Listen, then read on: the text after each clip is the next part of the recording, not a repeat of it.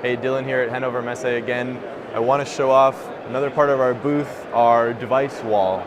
So Tulip has always had great connectivity to devices like torque tools, scales, etc. But there's a last mile, many devices on the shop floor to be deployed to. And we're really excited to announce a new program called Edge Drivers.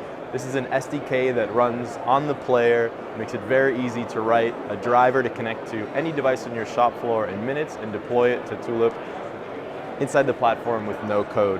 So we've partnered with some really amazing vendors who are here to help us support and have provided devices to show off and integrate here. I'm going to walk through a few really quickly. So we've got a nice showcase app.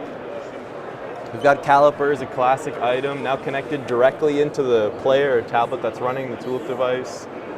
Send that data right into the application. Another nice example, IFM.